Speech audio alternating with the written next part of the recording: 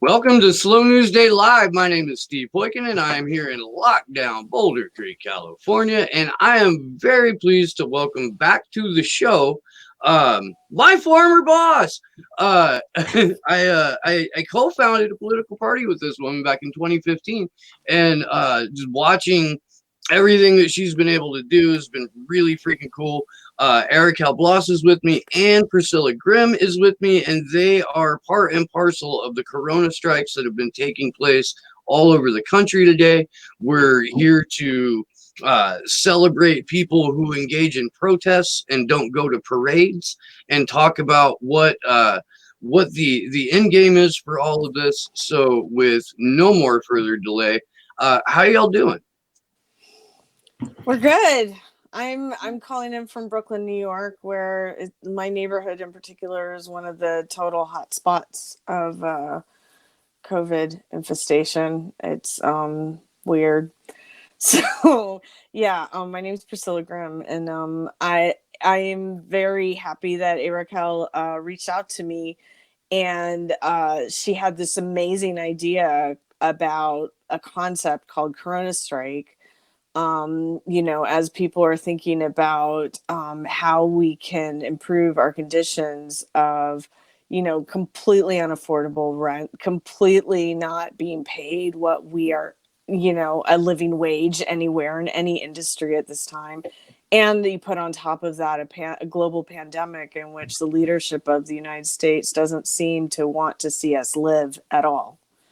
So we started getting to work, and yeah.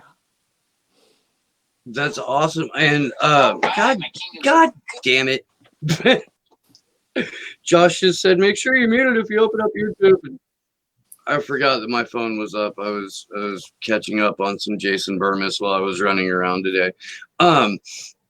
So this happened relatively quickly. Like, it got off the ground relatively quickly. What was the overall process, and like, how do you know how many cities have participated in this today? Ballpark?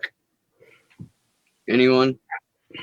Well, we had labor strikes, rent strikes. We had several different kinds of things happening, and we had many, many orgs, clearly that came together, not inspired by us.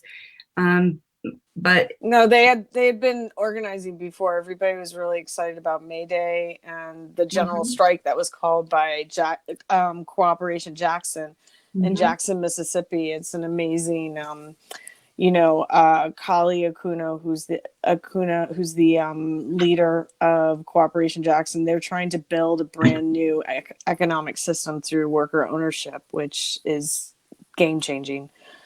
And CoronaStrike is kind of like more this platform so that we can elevate all these strikes that are happening. I mean, there's been 150 strikes in the United States since March 1. This is happening. What one of our team members at CoronaStrike, Yolian, her mother went on a sick out with all the women she works with at a nursing home. And they got a huge raise and all the PPE they needed, which they didn't have before. But yeah, I just wanted to clarify that. All this stuff was happening before CoronaStrike. It was just like the really great idea about it was like, how do you translate general strike, worker strike, wildcat strike to people who are so disempowered by our government that they don't even think that this is an option anymore, but it actually is. And rent strike. No, yeah, you're absolutely right. And I don't know if you guys know this or not. I know the chat does. But I co-host the Free Assange Vigil series, and every week we bring on interview guests. And Tuesday we had on Danny Sherson and Kevin Zeese. And Kevin, Kevin mentioned that he was Popular Resistance was working with CoronaStrike on this. They have a like toolkit or a how to organize on their website, which I think is a really freaking cool thing. And it's something that I would like to see kind of proliferate around all of the activist space, because there's some just quality information in there. I mean, it is good that having those kinds of toolkits on your website, but one of the reasons why CoronaStrike is focused more on having links to orgs is because solidarity makes us strong. That's not just a saying, that's like the actual thing of life.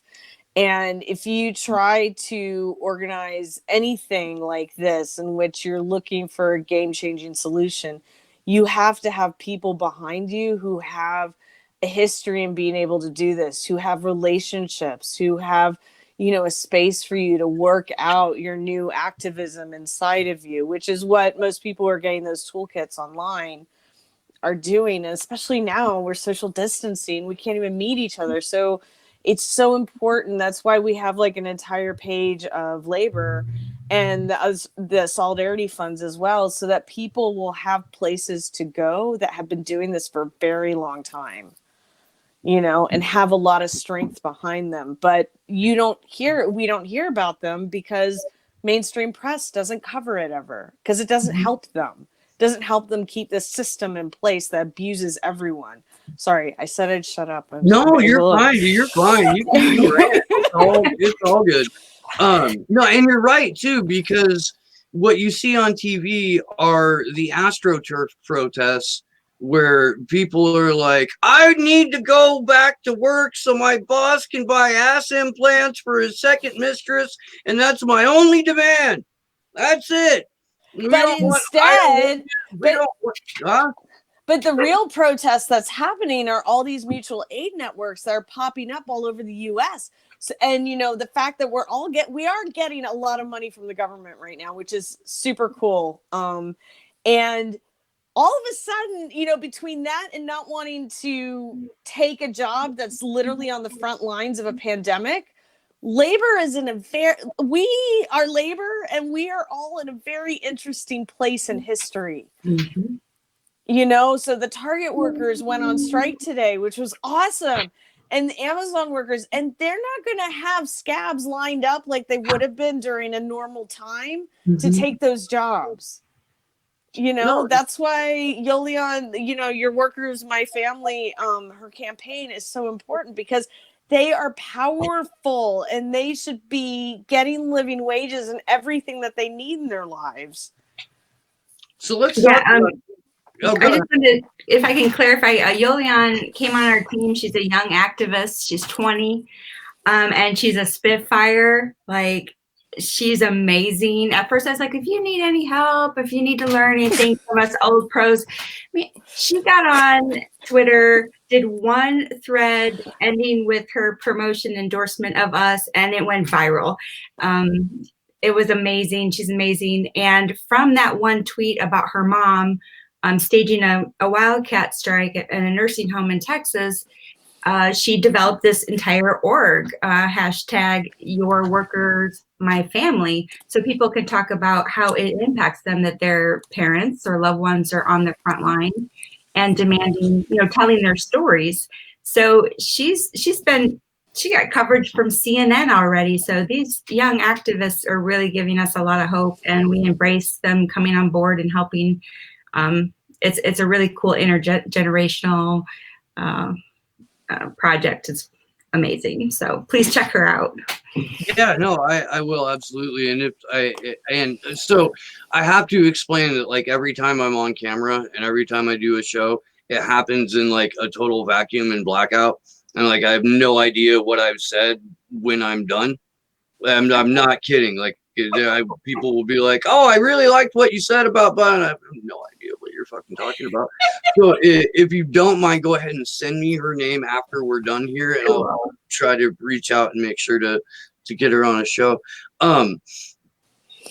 Let's talk a little bit about what we want.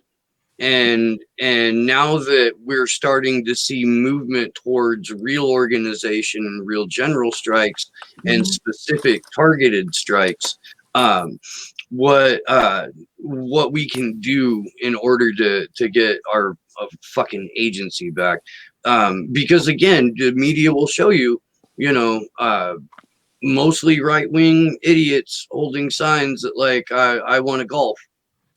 And if that's your only demand, you're not at a protest. You're at a fucking parade. You are, or a stage demonstration. So there's a bill right now in the House, the Rent and Mortgage Cancellation Act, that was brought by Representative Omar, and it basically says that you need to cancel rent and mortgage for the duration of the pandemic until we actually start getting on that other side of the curve that Governor Cuomo keeps talking about, for us to like reach, peak pandemic and then start coming down again.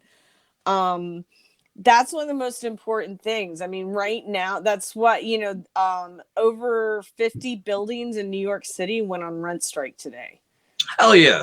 So, and we have a bill in the New York State Senate that we're trying to get passed. It has 20 co-sponsors in the New York State Senate, which is amazing, which means we could actually get it passed.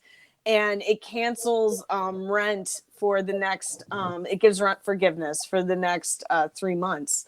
So we wouldn't owe a dime to, I'm actually, as someone living in New York right now, I'm holding my rent until the 5th of each month from now on, both as a measure of solidarity and for people who are not paying rent, and also hopefully, hoping that this legislation gets passed. It's wildly popular. So, Yeah. I mean, and a few journalists I've read have made this point that this is when the banks got to step the fuck up. If you want to like behave like you're our government, like maybe you should just like, oh, I don't know, forego profits for 2 months. I mean, really, let's just do that. Let's just get rid of that. There is enough money in this world that is not trickling down to us at all. This is like a moment. We could have like a small waterfall. No, I agree. Or big one, like big one. I've been watching a lot of economics, which is not my strong point, but it's been really hard to, I'm sure, for everyone, get your mind wrapped around like what is actually coming next. Because just like the people out there holding signs wanting to go back to work, we're getting consistent mixed messages from the Trump administration. Like he says, liberate these states on Twitter when he's got like 61 million people following him. And then he's mad at Georgia for opening. So we're in a crisis of leadership right now. And we see it in Biden. We see it in Bernie endorsing Biden. I mean, right now it should be a people's movement because we've lost a lot of our leaders. And there's a lot of, I'd say we're in a crisis of leadership. And I hope that through lifting up, I've done coalition work both for Progressive Independent Party and Occupy Inauguration. So I come with a lot of hard lessons on building cooperation and this is the moment for the worker. This is the moment for the marginalized, the voiceless, the incarcerated. I mean, we're trying to give voice to all of those because neoliberalism has sucked our country dry and it's fragile and a virus can just take it down on, the 98%. So I think it's scary for most people. And I think it empowers them to act. Yeah, I agree. And one thing that we all have to think about while we're doing this is the explosion of COVID-related surveillance that we're all being subjected to as well. This morning I had on the show a gentleman named Sean O'Brien, who works out of the Yale Privacy Lab and just launched a nonprofit startup called Privacy Safe. He holds classes and gives toolkits to activists on how to best encrypt and make themselves safe. And I would love to be able to pass along his information to you guys after the show, because that's definitely something that all of us in the activism sphere need to have at the ready, is the ability to communicate securely. The Electronic Frontier Foundation right now is actually running a campaign. I forget what the name of it is, but they're definitely on top of that, because the surveillance required for contact tracing that they're talking about is, I mean, in New York State, I'm very scared because the person bankrolling it all is Bloomberg. Yeah. So it's like he's just trying to get all the information possible for his future voter list. And it's just terrifying. So Well, and on top of yeah. that, you've got Andrew Yang trying to sue the state to make his like entrance into the New York gubernatorial race. No, they've canceled our primary. He absolutely should be suing New York State. They canceled our primary. We don't have a presidential primary anymore. It's done.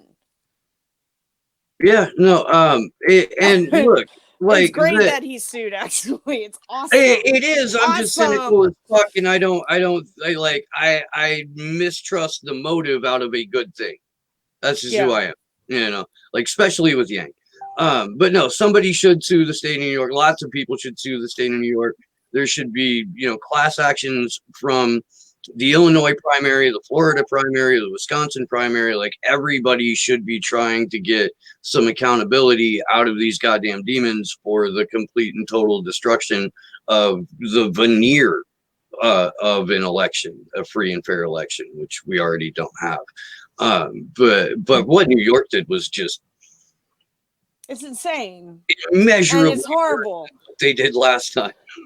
And I mean, there's a lot of levels to it. And it was right after like an executive order had been put forth to make sure that we could vote in the presidential election in November. And it's very complicated. New York State is very corrupt and very complicated. But but the whole pandemic, though, we have an opportunity to get rid of prisons. Like, it shows that just clearly, like, the way that happens is not sustainable, nor is it human, nor has it ever been. And it was a system expressly, like, created to enslave people and keep them enslaved. And it's time to do that and free everyone out of the detention centers and just let them live wherever they want to.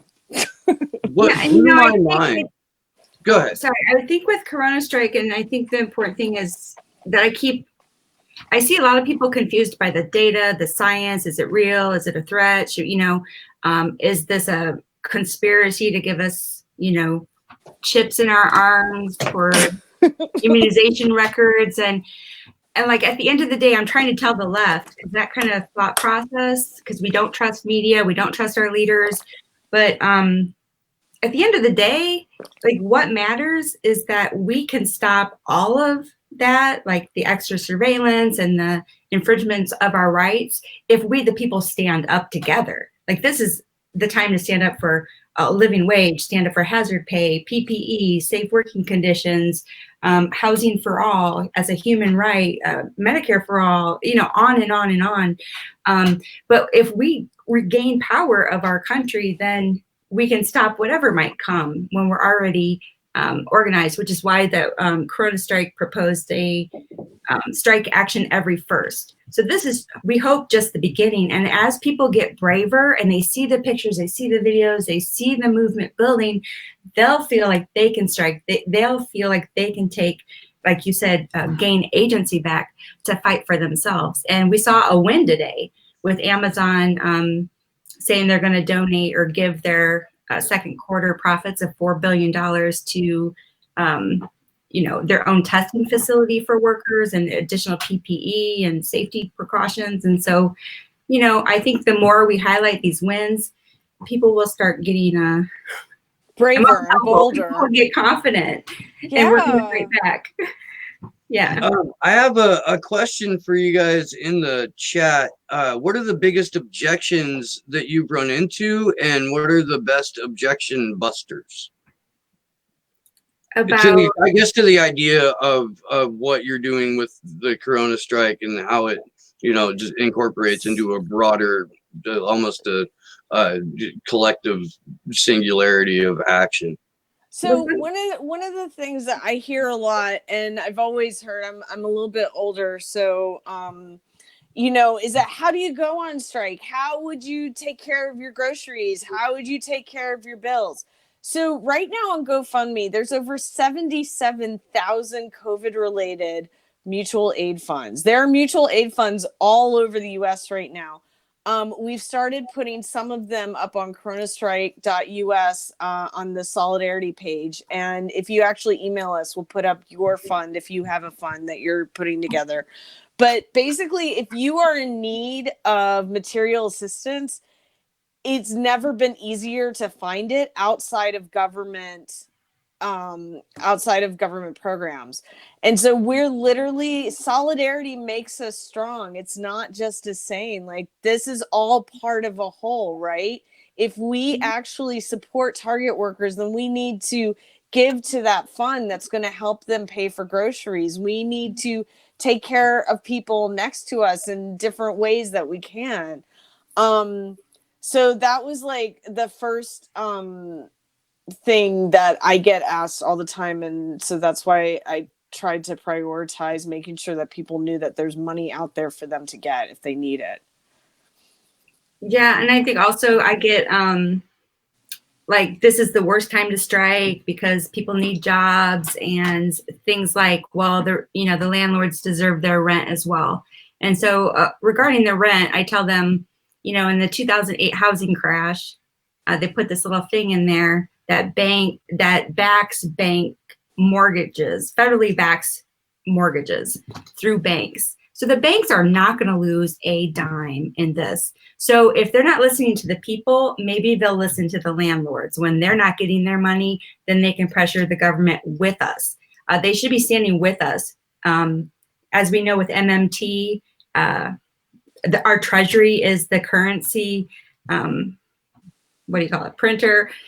It's not backed by gold. They can give into this to relieve us of rent, relieve us of mortgages, and we don't need to worry about the bank. So we need to let the landlords know that they also have a repercussion, or they have avenues to fight too. Why is it always left to the working class people to fight by ourselves? Like, why not the middle class property owners that have assets? Like, why are they more important than us? I mean, we can put that pressure up the ladder by rent. And we have a history of this in the 30s. There was this thing called penny auctions, where when a bank was going to take over a farm, all of the farmers from around the area, because they all knew each other, did business with each other, they would show up at the auction and force the bank to sell it back to the original owner for a penny. And it was basically like, we're showing up with all of our dude friends, and if you even think about giving it to anybody else, it's going to end there. So, I mean, and that's why we want people to start flying bed sheets out of their windows in solidarity and to say that they're on rent strike. Because when it comes to a point when, when it comes to a point that they're going through alternative means than the police to get people out of apartments, because if you have an entire building of people who can't pay rent, like, that's like National Guard level stuff that I hope is not going to happen. In New York, Cuomo finally admitted during his press conference today that what they're really worried about is what happened in New York in the 70s, where it became so unprofitable to run buildings here that people just left. Like, property owners just left, which is why you had buildings that were taken over by squatters and everything.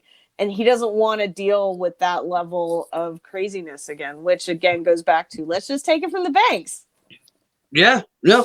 And if the last like 5 months have shown us anything, it's that the U.S. monetary system is a faith-based institution, that there's as the MMT folks have been saying for years now, there's an unlimited supply of this imaginary money that shows up through an appropriations bill, gets sent over to the Fed enters some numbers into a computer, and then boom, digitally, central banks have millions or billions of dollars, or in the case of the last 6 months or since October, $10.2 trillion that have just magicked itself into existence, and then went to increase the stock portfolios of CEOs or went offshore, while we get stuck, with $1,200 once And I actually haven't looked into the new version that passed. I don't know what's in it, so I'm not going to comment on it because I have no idea. The first stimulus package, if you had split that evenly amongst everyone who lives in the United States instead of companies, it would have been a payment of $2.4 million each person living in the United States. Like, you can't tell me that couldn't save the economy more than whatever wacky magic the banks are going to do. Yeah, like, as they're gathering the fees, and what they say, they got like $10 billion in fees for processing those small business relief applications and stuff. It's like, this is a scam, and people are figuring it out. And you know, I think it's going to be big. I think we're going to have a historic people's uprising. I hope. I think so. I mean, the conditions couldn't be. What we're realizing is that Congress holds the purse strings. They completely hold the purse strings. They are picking economic winners, economic losers. So when you see homeless tent encampments and, you know, mass incarceration of these prisons and private prisons and all the profits, those are political decisions that have been made. And it might as well be genocide for the poor, the Black, the brown, the disabled, the marginalized. It might as well be, you know, economic genocide against our people. There's now like, you know, 18 million millionaires in America. I mean, the wealth here is incredible, but we are not the wealthiest country. We are the greediest. We have the biggest greed amongst elite country, because that wealth is not ours. You know, so. No, yeah, you're 100% right on that. Very early on in this like lockdown period, I had on the show an activist out of Portland named Jeff Black, and the entire focus of that episode was there's a slow, soft genocide occurring in America's prisons. Yeah. Here's why. Here's what we need to do about it. Here's how we can get these guys out, while underscoring the fact that Julian Assange is sitting in the Guantanamo Bay of the United Kingdom, not charged with anything, political prisoner on remand. And the UK government's actual excuse for why they can't let him out, even though they're letting out pedophile priests, even though they're letting out murderers, even though they're letting out fucking all manner of scumbag, is we can't let him out because he's not actually convicted of anything yet. Yeah. Straight up. We have seen some traction with a number of prisons in the United States where they're letting out nonviolent inmates. One of the graphics I saw that blew my fucking mind was that there were like 1.2 million prison beds to 960,000 plus hospital beds, which shows you what the political decisions are and where the priorities lie for the people who are being told how to run the country. It's big money. Yeah, 76% of people in prison and jails have never been convicted of an actual crime, because we've got these prosecutors that plea, and if you decide to fight it, they make an example out of you. So, you know, this system is so biased against the most marginalized that, you know, we have to do this. I mean, I've been talking a lot more about this on my personal platform about how neoliberalism is fascism. I think the left have gotten it wrong for 4 years. It's not the KKK. It's not this kind of thing. These people will always exist. There will always be racist. The fascism that we live under is economic. You know, I've been looking at these graphs of when Biden got into office in 1972, he was elected as a senator. If you put the graph of wealth inequality and the graph of mass incarceration of the timeline, you superimpose them on each other and put the line where Joe Biden came into office, they correlate. You know, mass incarceration goes up, as does wealth inequality since around 1974. And he voted on every single bill, you know, drug abuse bills, you know. Neoliberalism as an economic system is fascism. And when you look at how we are the most incarcerated nation in the entire world by far, how can you call it anything else? I mean, we don't have some like weird thing where we're just, more criminal, or we're more, we don't have something like that here. That's a political and economic decision to put, have a prison system. And the And earth even is with literally, go ahead. the earth is literally telling us right now that this type of, management of people, if you will, doesn't work. No. I mean, right now, to be in a prison is to have a death sentence. Mm-hmm. That's not what freedom is. No, and what here I've said it for a long time. I think you even retweeted it once. But if you scratch a liberal, a fascist bleeds. I love that. Time. That's my favorite. Dude, it's so goddamn true. And by I don't want to get into the fucking fake election too much, but Biden really is emblematic of that. Here's a guy who wrote the 1994 Crime Prevention Act, takes credit for it, that exploded our prison population, militarized the police, expanded police by 2 million in 1 year, and then turned around and wrote the Omnibus Counterterrorism Bill, which became the Patriot Act.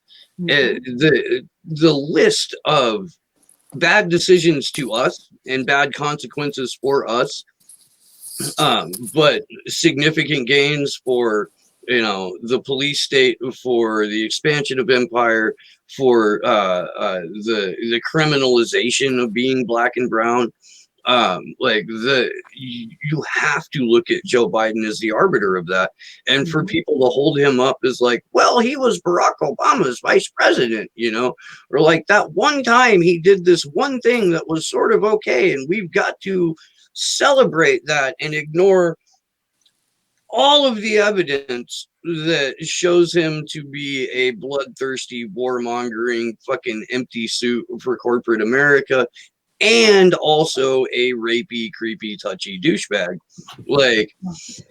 You're asking people to unlearn everything they've learned about what it means to have body autonomy, to not engage in behaviors that are, flat the fuck out rapey or creepy at best. You're asking people to ignore everything that they've ever experienced, learned, and been taught about what it is to be a person with self-respect, with self-knowledge, with knowledge of the system around them.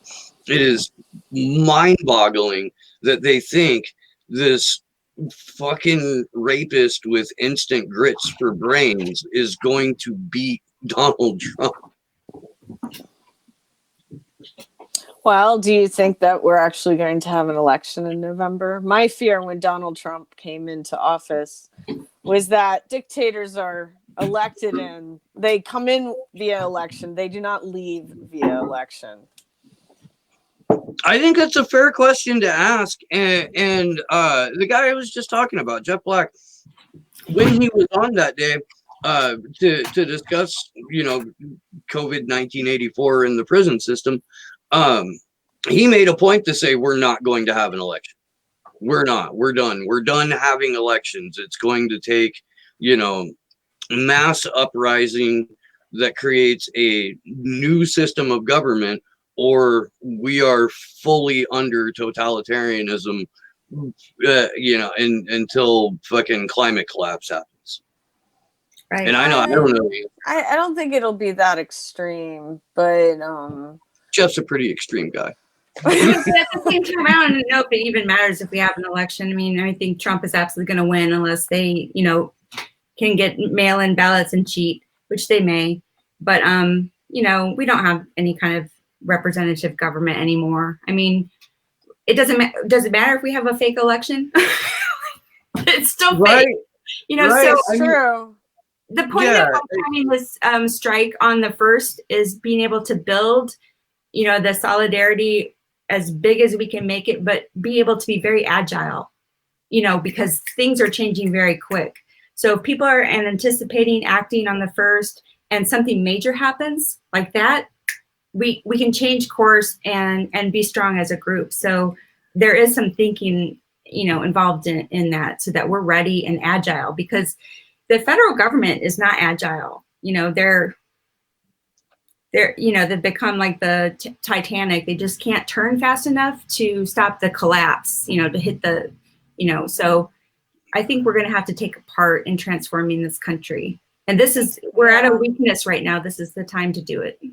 Well, with these, with the bioregional kind of like agreements that are starting to happen, that's definitely, you know, federal government is kind of being eliminated from the equation as far as what happens next, you know. And I think that the governors of these states that have everything open right now, they're going to start changing their tune in about a week and a half. As someone who is going through this right now, like as heavy as it is hitting in the world at this point,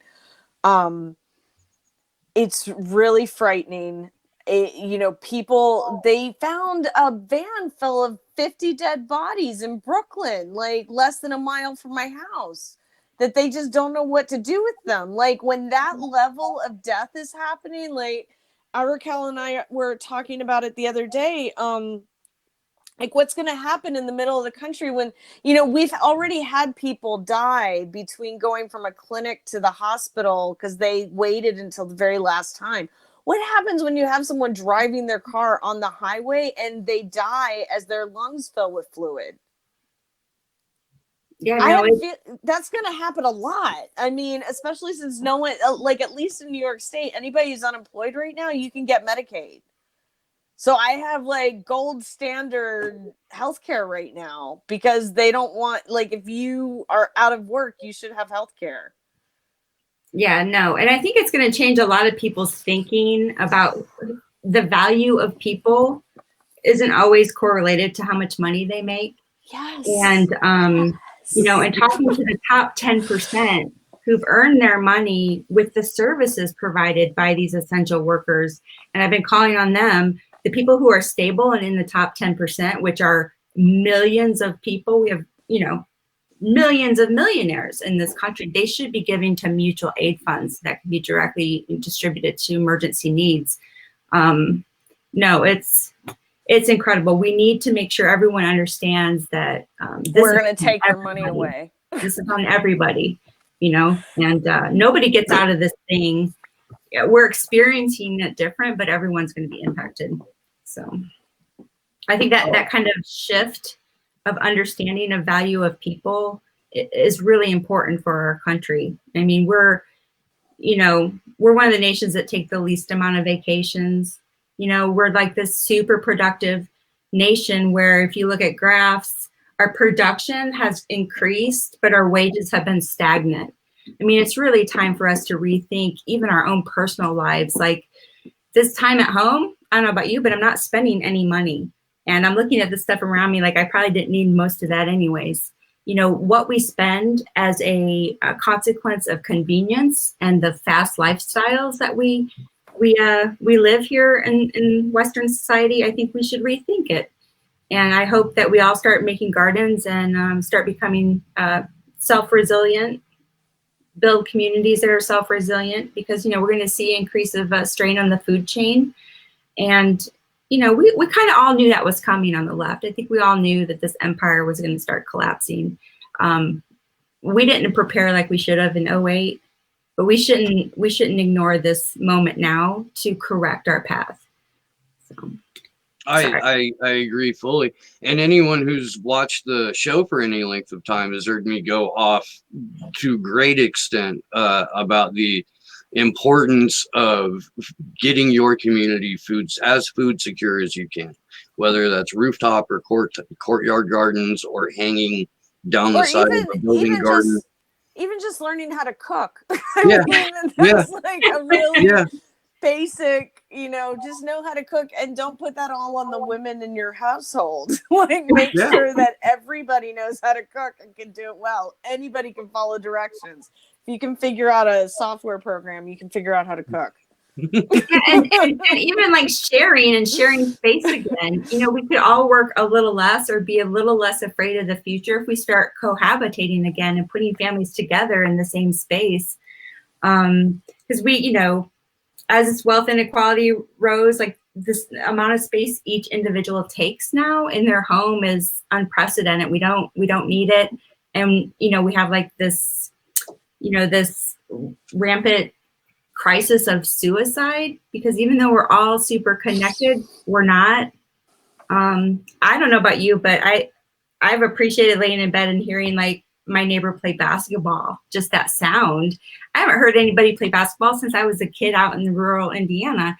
I hope people keep up those habits. They're healthy, and it's been nice to see people walking with their kids and Oh yeah, right. and things like that. I love it. I think any opportunity we have to push for community stability and really formulating a community, not just, you know, I live in this town with other people, but developing a real sense of community. That's an effort worth making. And I constantly encourage people to do that. Like you can expand the scope of your community, you know, but what we all need to be doing along with everything that falls under the CoronaStrike umbrella is making sure that our neighborhoods, our communities are as sustainable as they can be without government interference, without government oversight, because as we discussed on the show tonight, they kind of want to kill us. You know? And as they push for more automation, we're going to become less necessary in their eyes. So they can either have a controlled populace that goes on lockdown from every October to every end of May, you know, or we can freely assemble and peacefully demonstrate and withhold our labor and withhold our rent. I want people surrounding polling stations and shutting that shit down until we get actual free and fair elections, because we don't have that. And if they're going to suspend elections, then fuck, we all need to just converge on DC. Like 300 million motherfuckers. Just No, people in New York are like, them being able to cancel our primary means it's going to be that much easier for them to do it in November. Mm-hmm.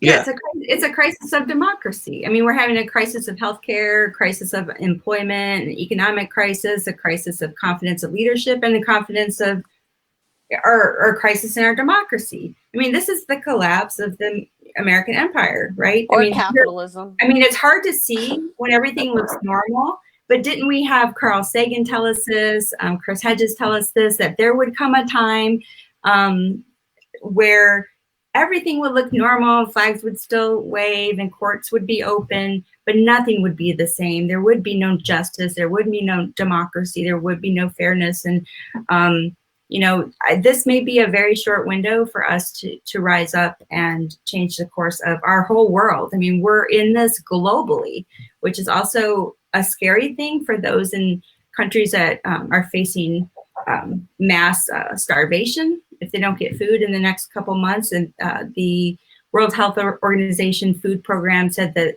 the starvation is going to increase by 2 times. And some of this is going to happen within 2 months if they're not able to get food to these hard to reach regions of the world. And those regions were like a lot of empathy in what we're going to see coming.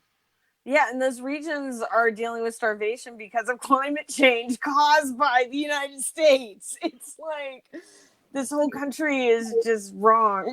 It just damages people again and again in a million different ways. Yeah, and I think we have to frame it right to the people.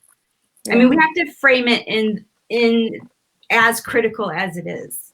Yeah. Because they're dividing us with this whole, like, you're taking away our rights, and we're like, we never had rights and we're fighting for our rights. And we need to get everyone to come together as a people to take our country back, because this is insane. It's really insane. Coronavirus is like ripping the Band-Aid off of everything in the United States. It's just tearing it open, saying we need to fuck with the wounds so that we can like really fix it this time. if we're dedicated to working together to do it. But we have to do that.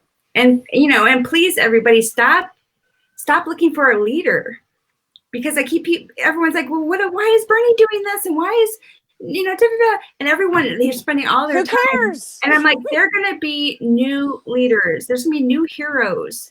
But like, stop looking for someone to save us. Like that should be the scariest thing, is when you realize there's no one going to save us but us. Yeah, just go find a mutual aid network in your neighborhood or nearby, or figure out a way that you can contribute to help people. And, you know, there's like a million different ways right now. There's 190,000 rent strikes happening in the United States right now. There are, you know, over 77,000 mutual aid funds that are raising money and giving out money on Venmo and PayPal accounts right now. There is one platform that I'd like to shout out called iob.org that is like GoFundMe without the white supremacy. It's awesome. So, so go check out iob.org. How you spell that?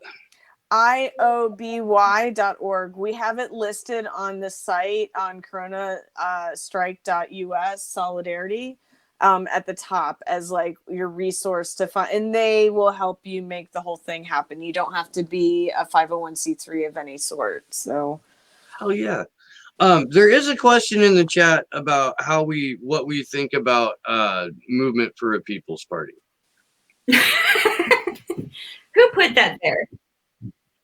No, you're kidding me. And the name of the commenter is or ANDH, a fairly frequent flyer here in my chat. Do you wanna go into story time? Because so it's funny that you ask, because Araquel and I have an answer to that question. So it would so happen. But Priscilla, you could go first if you want to. So I am not a joiner of parties. That's not what I do. I like working with other people and elevating ideas and bringing new things to life and bringing solutions to life. And one of the things that I liked with Movement for a People's Party was its approach to try and insert themselves into the election, which needed to happen because our elections are challenging. So, yeah, is that a climbing Everest is challenging. Scuba diving below 200 meters without protective equipment. Challenging. People in power in the United States and everywhere else, they make the rules. So we don't make the rules. And whenever they think that the people are going to win, they change the rules and they have Bloomberg go and, speak and run for president. So Well, I'll just say, I'll go above board. I'll just tell your viewer that myself and Steve, as my co-founder, founded Progressive Independent Party, known as PIP, which was a coalition effort to become an umbrella party for the left. And that's why we founded Occupy Inauguration.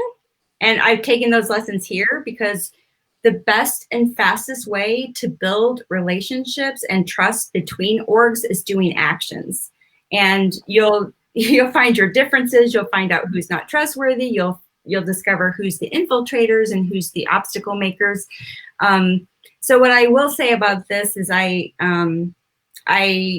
did work with that org, and as is very typical in the left, we have a very big problem with this in the left, of particularly white men who take the ideas and the concepts and the work of women and go off and try to do it themselves and lead it.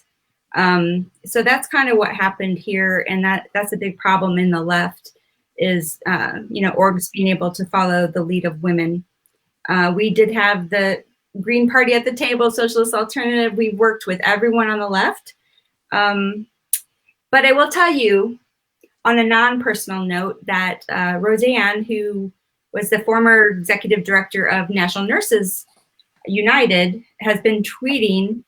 She was a surrogate of Bernie. They actually was one of the few unions that endorsed Bernie in 2016. And the nurses, United Nurses Union, they went out and, actually campaigned for him. She's been tweeting about a third party, and she actually took a screenshot and posted it of Nina Turner liking her statement that we need a third party. And Peter Dow, is that his name? He's also now coming and saying we need a third party, as is John Cusack.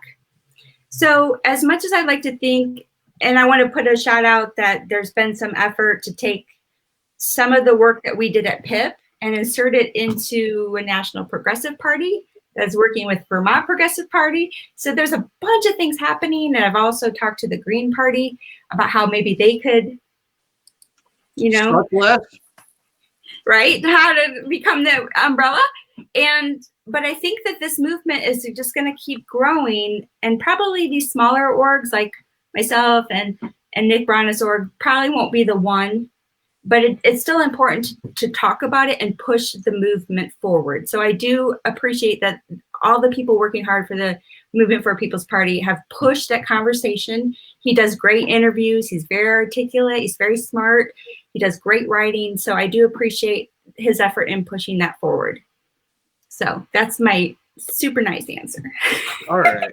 I'm going to be significantly less nice. Okay. Look, okay, in the first place, Nick lies about his background. He lies about the position he had in Bernie Sanders' campaign once upon a time. He is a platform thief. And when he does interviews, he gives these weak-ass fucking, like, solution-free, almost timid answers that are very articulate. Not an unbright guy, but he always looks like he's out of his element, and it's when after 4 years of doing this, the best that you've really done is try to get Bernie Sanders elected twice, like while your movement for a third party is happening. He's now gone on record saying, well, we don't want a third party, we want one party to replace the Democratic Party. Which, look, you can't put good people, let alone the people who normally run for office, into a system that is broken by design and ran by corrupt sociopath pedophiles and expect anything else than legislation designed to kill regular people. Yeah. So I don't know where his head's at on that, but I hope that satisfies the answer. Oh man, the blogs are gonna be on fire. Dude, I got like insta blocked by somebody a week or so ago for saying something to the effect of like Nick's doing his best job of making Tucker Carlson surprise face every time he gets asked a direct question.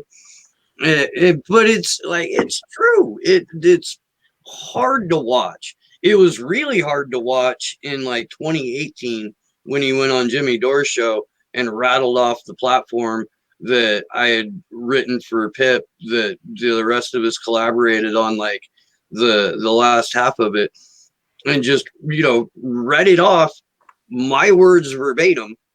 And Araquel can testify that I have a particular flow and style when I write.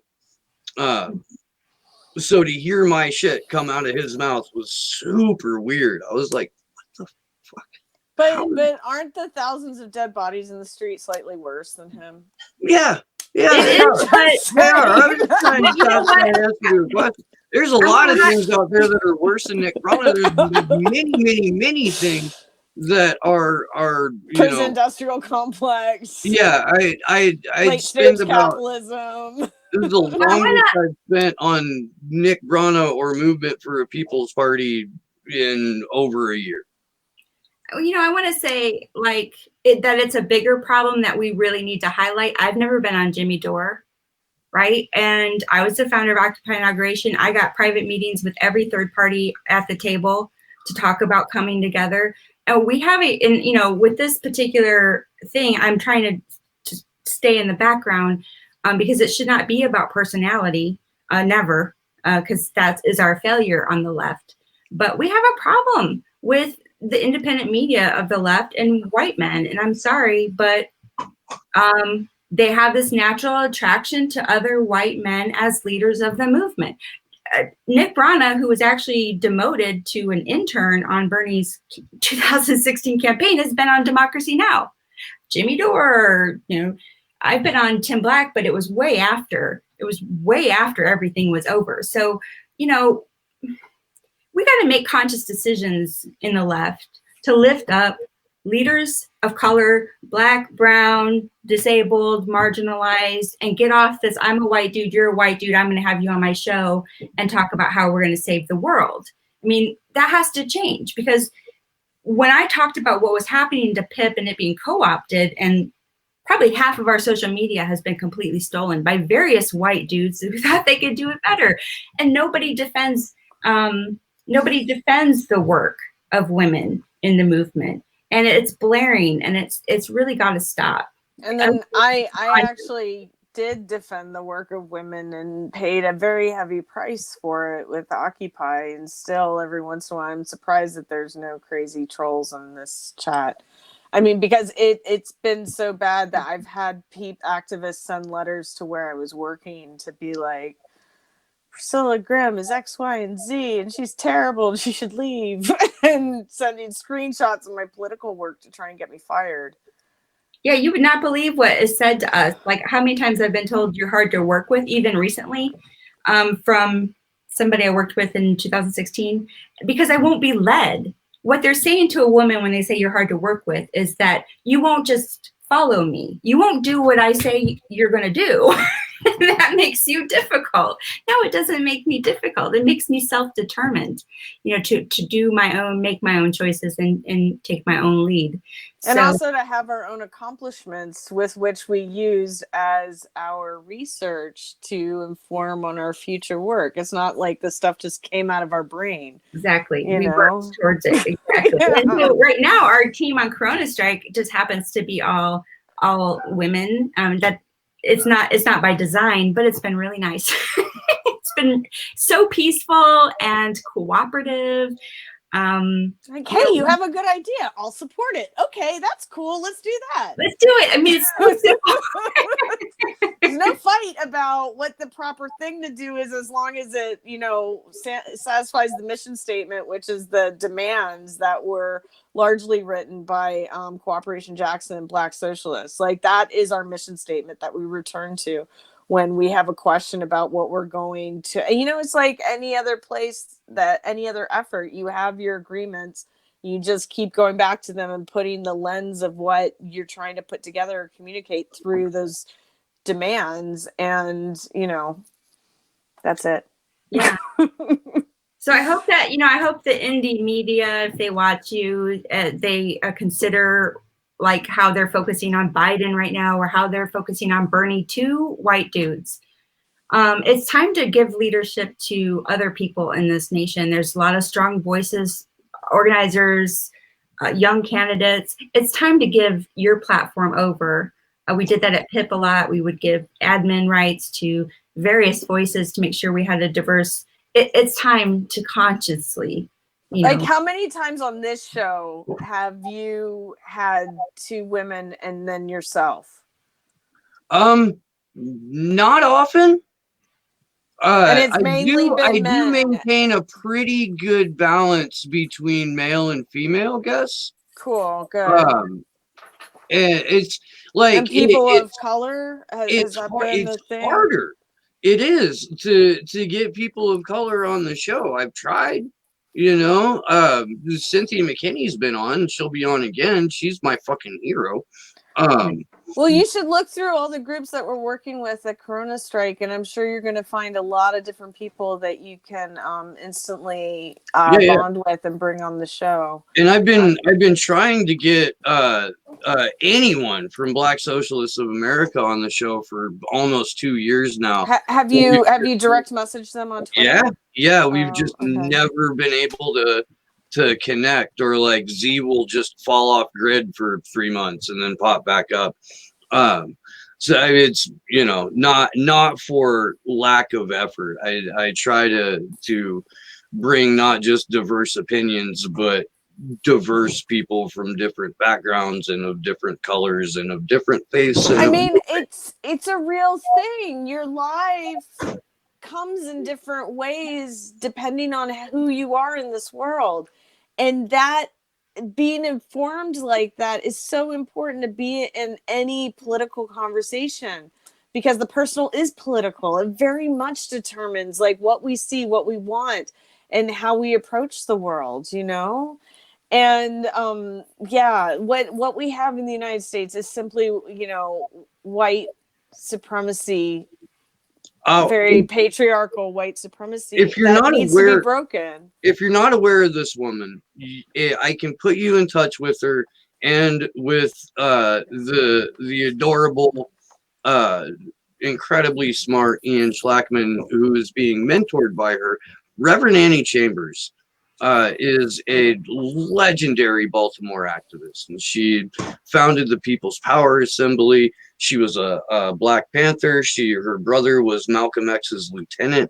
When I asked her what Malcolm X, what advice he had given her when she was a little kid that we could implement now, she said, Minister Malcolm, because that's what she still calls him. She's 73, 74 years old, has over 300 progeny out there.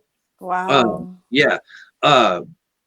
She said, Minister Malcolm said, we only get what we organize for and take. It's true. And she is freaking amazing. That was like a 2-hour conversation that I would have every other day on this show if I thought I could get away with it. And she does a radio show with Ian every Saturday out of Baltimore. So if you would like, I'd be happy to put you in contact with her, because she's like, I can't express how much like love and joy and knowledge, and then also tragedy and sadness and horrifying reality that encompasses her. But yeah, hands down, one of my favorite guests. Would love to have her back on every other day. She's incredible.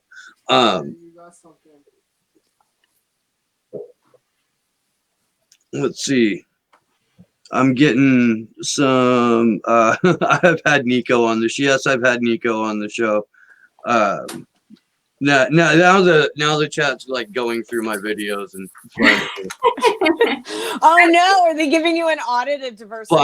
Yeah, I'm being audited right now. Right now. I know. Guys, go easy on him. You know, come on. Everything takes step by step. You don't want to make it painful. He's aware. Like, come on. Oh no, I know. I gave him shit. You know, it's a fucking process. It is. When he first came to me and he had his show, he asked me to connect him with some white leader, and I was like, you know, like, yeah. But no, I think you're a good guy, Steve. But I wanted to add just one thing to your story, because I happened to be a campaign manager here a couple years ago in 2018, and we were able to bring Charles Person to town, to South Bend, Indiana, for the 50th anniversary of MLK's assassination. And Charles is the last living original freedom rider. And being the campaign manager, I got to like pick them up from the airport and, you know, use as a walker. He was a Vietnam veteran, and, you know, take them everywhere. And we had all these like chats. And he's actually given me emergency love advice. I kid you not, online. I've been like, what do I do?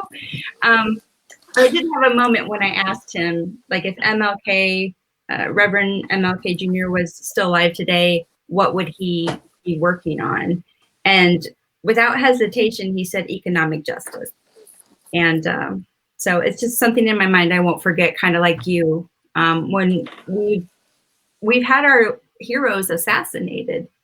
And right now, I can't tell you how many times in the last 2 months I've watched speeches by MLK, a lot of the greats, because we don't have a lot of those people with us anymore. And just being inspired and trying to channel, like, what would they do right now? You know, just because a lot of our heroes right now are failing us. So until we find new ones, we need to be inspired by these folks that are still with us, and can inform this movement from the past and those that are no longer with us. So yeah, that's the thing. Like, there's an article that I reference frequently on the show, or an essay, and it's called Three Cheers for Socialism. It's written by a Christian socialist who's really pretty Anglo-centric in the writing, but does make very, very good points. And by Anglo-centric, I mean like specifically Brits. But one of the points, inarguable points, is that Americans, as a rule, don't know their own history. And this is something like, this is one of the reasons why I wanted to have Reverend Annie on, because we met at the jail that was housing Chelsea Manning and Jeremy Hammond. Action for Assange was successfully crowdfunded to send one of our crew over to London to cover it, and then 3 of us went to DC to hold actions and events for the week. And we made a point to go to Chelsea Manning and Jeremy Hammond's jail. People's Power Assembly came down. Reverend Annie spoke, fucking blew everybody away. And when I think about the fact that we don't know our own history, I always come back to like wanting to have her on the show, not just because she's living history, but because she represents a history that at least 75 or 80% of America will never read or know, let alone have the time or the knowledge to be able to process it correctly. And you're so right. The history we've been taught in school has completely been, you know, chosen to include in our education to hold up a patriarchal white supremacist system, you know, that got away with genocide. So yeah, it's like we haven't invented history even, you know. I mean, how do you leave out the contributions of, you know, all of women? How do you leave out the contributions of everyone not white? Like, you know, I saw the most hilarious meme online the other day that was like, just because white people didn't do it didn't mean that aliens did. I love that one. I do. My other favorite is maybe you manifested it. Maybe it's white privilege. I love that one. Right, exactly. Exactly. And that's the hardest part about all of this, because if we had a fundamental understanding that we're all in this together and it is not about who has the biggest gun or, you know, is able to terrorize physically in the most weaponized way, if we had a whole different approach to things, you know, we would be so much better in this pandemic as far as being able to give each other the supports that we need to live through this. I mean, again, I'm going back to the world in the middle of the country is totally not what it's going to be in 10 days. And everybody should just count their blessings right now. So, yeah, but maybe, you know, Comrade Corona will do it for us. Right? And no, look, I think so. I think so. Sorry, if your understanding of American history doesn't like include Emma Goldman in the first chapter, or isn't built around parts of, if not all of, People's History of the United States by Howard Zinn, then you have an incomplete picture of history. Emma Goldman said if voting change made a difference, they'd make it illegal, and that was 100 years ago. And the only thing that's changed is that the propaganda's gotten better and more direct, and the voting machines are now voting machines instead of hand counted paper ballots.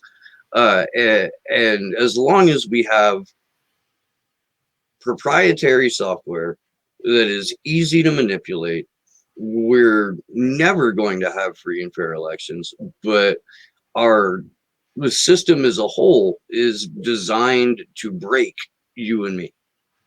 You know, it's designed to keep us stressed. It's designed to keep us distracted. Um, it doesn't work. It doesn't work for us, and this does present a very, if not unique, then pivotal moment in our own version of American history. And I really, I can't tell you how much that I support what you're doing. We've got people in the chat that have been going to the website and checking it out. You put together a hell of a thing here. I'm not sure what happened to Priscilla, or if she's hopping back in. Okay. I don't see her anymore. But I should probably wrap up anyway. I've been going for a little bit over an hour. And I don't want to lose the people who were nice enough to hang out. So thank you. I don't know who's there, but thank you for joining us. I know we've kind of gone around the topic as women like to communicate and just hashtag. So thank you everybody who showed up tonight to hear about our project. So yeah, it is. Look, it's fucking awesome, and I'm glad that there are so many other groups that have signed on to be a part of them. So there's so many events going on. I think it's rad that you guys got both Black Socialists and Popular Resistance together to, you know, and if not be 100% active, then at least promote it and sponsor it. Please, Araquel, tell people where they can find you and where they can put the website in the chat. But if there's any other places where CoronaStrike exists, please let them know. Yeah, I think we're the only one. So you can. The handle is Corona with the _strike. CoronaStrike on Facebook, on in a group and a page. We're opening up a YouTube channel, but keep looking back at the website, which is coronastrike.us, because that's kind of where we're, you know, bringing in the platforms of other groups and supporting those. Really big on Twitter. We're trying to grow because the concept is really to make sure we amplify everything, connect, amplify, lift up voices. And so when you connect with us, like that's our hope. We, like I said, we made a call for strike actions every first, which has now been adopted by the People's Strike, which is a combination of Cooperation Jackson and I think a plethora of organizations. So everyone should be prepared because this is really literally just the beginning. And if it gets worse, I hope you have some solace in knowing that we are organizing really fast and really strong, so that we'll be around to support each other. Right on. And Priscilla, welcome back. We're closing out now. Sorry, my phone died. No, it's all good. It is. I think this was a very, very good conversation. I'm glad we got to do it on May Day. There's so much labor history involved in this day. I think I actually did a Slow News Day on May Day last year to kind of go over the history of it, because again, we don't know our fucking history. So the more we can learn about the labor movement, the more we can learn about the leadership roles that women have historically played in the labor movement. It helps us form a complete self. And that's ultimately like one of the things that I'm trying to do with this show, is to get people to form a complete self and realize that our isms have failed us. What we need is a sort of collective ascension. And that's the only way we're going to get out of this alive, or at least to leave a sustainable planet to our descendants. Priscilla, will you? Yeah, no. I like to tell people that, you know, the world that we seek, we really haven't seen yet. And it makes me so happy to meet men like yourself who are doing the work to make sure that we get to that new place. Yes, I'm fucking trying, lady. I am. Will you please tell the folks where they can find you, and if there's anything outside of the website, any of the co-sponsors of this, any organizers specifically that you would like to promote or shout out one more time, please do that. Yeah, so just come by coronastrike.us and find information about all the different groups that we're working with and find out resources. The website is growing every day with more resources. We just launched a page about decarceration now that needs to happen. We also put in a link to an action via New Sanctuary project in New York City. So you can call the jails and the prisons and the detention centers and try to get them closed across the United States. I also write at Occupy Wall ST on Facebook and Occupy Wall ST NYC on Twitter if you'd like to follow along with a team of people, which I'm very proud to serve next to. So yeah, thank you. This is cool. Hell yeah, I'm glad we did this. I was an Occupy Oakland alumni. Awesome. Yeah. Who holds their Twitter account now? If we're dishing on tea. Huh? Never mind. We'll talk. No, I totally missed that. I did. I don't know. Oh, you don't know? Okay. No, the closest I've got to Occupy Oakland in a while is working with Susie Dawson, who was Occupied Auckland, New Zealand's point person, connect person with Occupy Oakland back in the day. Who, by the way, I fucking love Susie Dawson. And for everyone involved in activism or organizing, go read Freeing Julian Assange Part 3. It is a fucking survival guide for activists. There's some of the most prolific writing in the last several years that has happened out of Susie's ContraSpin outlet when she was running that. That's going to do it for this episode of Solo News Day. Tomorrow, Free Assange Vigil, deep dive into the labor links, Mohammed El-Mazi. That is going to be freaking incredible. Tomorrow night, I am very, very lucky to be joined by the just incredible researcher Elizabeth Muller. We're going to go through the history of the TPP and what it looks like now, and also discuss a lot about her specifically being a targeted activist, but targeted activists in general. Sunday, World Press Freedom Day. The Free Assange Vigil is hosting a panel that will be the best panel you've ever seen in your entire goddamn life, because we have Ray McGovern, Cynthia McKinney, Elizabeth Bloss, and Kevin Gustola. That is going to just rock. And then Cinco de Mayo, I will be live with the Mad Pirate King himself, John McAfee. That's going to be just... Oh, I gotta catch that one. It's gonna be real, all right. That's the only adjective I'm gonna throw at it right now, or descriptive, whatever, dude. It's gonna be real. It is. I love you guys. Thank you for hanging out and being a part of the show with me. Rob Juno, thank you for the super chat. You fucking rock, brother. And we will see you tomorrow at 10 a.m. Pacific, 1 p.m. Eastern. Mohammed El-Mazi. Deep dive, labor leaks. It's not just the U.S. that has a fucking broken, corrupt system. Until then, good luck to us all.